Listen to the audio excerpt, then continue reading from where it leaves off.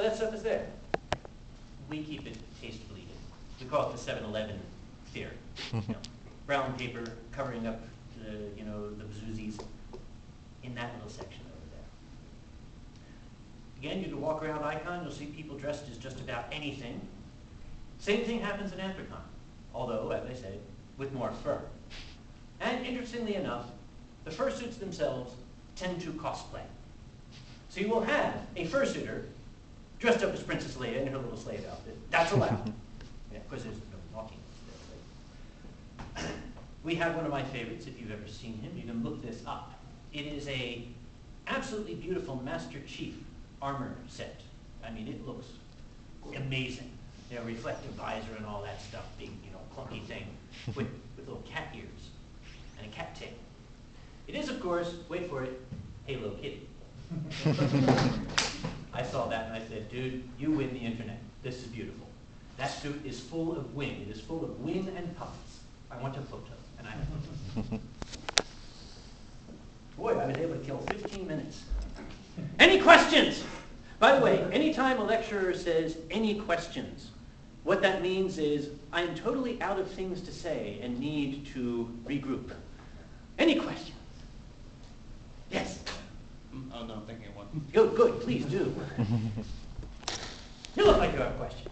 Actually, I was going to point out that a lot of conventions, yes, they're similar, but they're all unique. Like Anthrocon is a very big convention. It's not tiny little social unless you find like the right rooms. Mm-hmm. While a con like Fur Friday is kind of in the middle, and it's Halloween themed, which is why I love it. I'm sorry, it's my favorite. That's all right, that's all right. Icon is more generic, so you're going to see more adult material than you would at a furry con. It's way more restricted at a furry convention. And a small con like FAU is much more social. It's more of a big furry. See, that's the thing I still don't get. We have the most stringent, the most restrictive standards of conduct of any of the fandoms. People call us furries. Now, I just don't follow that. Each of the individual furry conventions also has its own flavor. Megaplex in Florida, that's very puppet-oriented. Midwest Fur Fest, I think, currently has the highest fursuit to attendee ratio. Could be wrong, that seems to change. I think Fur Fright does. Is Fur Fright going? Okay. I mean, or it's close, because of the Halloween theme, obviously, Exactly. costuming. Yep. The funny thing is, because fursuits tend to be very, very visible, people, especially people in Pittsburgh, get the idea that a furry convention is all about fursuits. Furries are people who dress up in costume.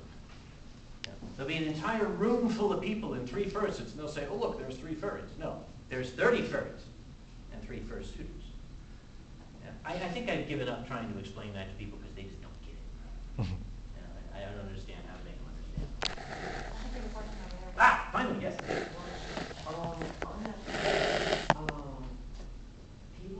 A lot of people think that they only go to a furry convention if they're wearing a fursuit. I know, like 10 of my friends say, I'm not going to a furry convention until I have a fursuit. I'm not going to go. I'm like, come on, you could have a lot of fun. And they're like, no, I have to have a fursuit. I'm like, I don't have a fursuit. That's like saying you can't go to an anime convention without a gigantic foil-covered cardboard sword. Actually, most people do nowadays. I have. Yes. I want one now. Well, the thing is, a gigantic foil-covered cardboard sword is a little bit easier to obtain than a fursuit, which may cost $5,000, $6,000, $7,000, $8,000. We have some that are upwards of $10,000. And let's face it, some of these folks put a lot into these suits, not just in having them created, but in bringing them to life. Because when you put a fursuit on, you're not just showing off the suit, you're creating a character, you're creating an illusion. The trick is to bring the character to life, to make people briefly believe that this thing is real. I had a conversation with a reporter out in front of my hotel. My hotel, is funny. You've actually bought it, right? What? That weekend, okay, that weekend it is my hotel. As a matter of fact, it's my goddamn city that weekend. I can't like that. there's a reporter talking to me, and was watching some fursuiters and said, "Why do people do this?" And I looked back at her and said, "Why do people do anything? Why do people go to baseball games? Why do people go fishing? Why do people like to knit?" Here's a very, very good possible answer to your question. Watch that fursuiter. Here's Tony Ringtail, 6.5-foot tall raccoon, bouncing around the corner, going up Liberty Avenue. This nice lady in business clothes and everything, her hair all done up and everything. She stops and she's talking with him, she's laughing, she gets out a little iPod phone, Smarty, whatever the thing, and takes his photograph and everything. And passerby comes, she has a photo with it. I said, "See that? Watch what's going on over there." That lady has been at work all morning. Probably she's already tired. She still has 6 hours to go. She just stepped down to get some coffee or something. Maybe having a bad day. Maybe is mad at her boss. Doesn't make enough money. Feels a little trapped in her job. She comes around the corner, ran into a 6.5-foot tall raccoon. For just a couple of seconds, in her mind, that is a playfully real creature. She got a laugh out of it. She got a smile out of it. For just a brief moment in time, she felt better. That's why we do it. The reporter said, "Okay." I don't think that got into the article. Oh well.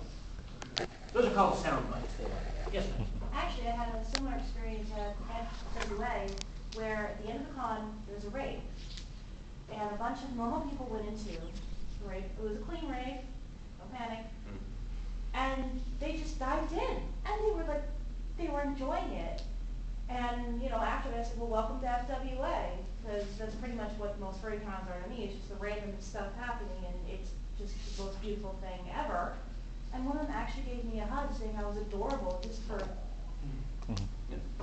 and I was pretty happy with that. I remember at one of the early Albany Anthrocon, running around the dance, and back then the dance was a boombox in the corner, and the lights turned down to half. We didn't have all this excess stuff you kids have today. But there was a guy bopping around having the time of his life. He was a kind of skinny, tall guy with this big, massive set of dreadlocks just going, looked like Sideshow Bob almost, and these cat ears on top. And I thought this was in the days when fursuits themselves were still very, very rare. And that was kind of cool. Everybody liked him. He was very personable. I found out later that he wasn't actually a member of the convention. He was a homeless dude who hung out at the hotel, and he always had those cat ears on. So that was kind of cool. Where you go? I have been summoned. Summoned? To a higher call, to a higher authority. It's at the end of the hall on the right. You'll figure it out. They pop the side door over there. If my wife's on the phone, that's a higher call. Okay, all right. You're allowed. So that's what furry conventions are like. That's the short answer. Like this one, more fur. A lot more, and this is something that seems to be ubiquitous in furry fandom. I love that word, ubiquitous. I like to say it slowly. Furries are extremely civic-minded. We love to do charity work. I don't know if that's, that is a trait of somebody who is a furry, or you become that way once you realize you are furry. I don't know what it is. But you give furries a chance to raise money for charity, and they'll fall all over each other to do it. You never have to beg people for assistance at a furry con. It's extremely effective if you get like a sad-faced puppy fursuiter with a bucket going around, getting money for charity. You just get this overflowing cash. And another odd thing that I still have never quite been able to figure out. There is a very high percentage of people with college and postgraduate degrees in furry fandom. When we first started out, I was the only guy with a PhD, and now there's dozens of them, including that one over there. Graduated my bachelor's in... That's the thing, they tend to be highly educated, and they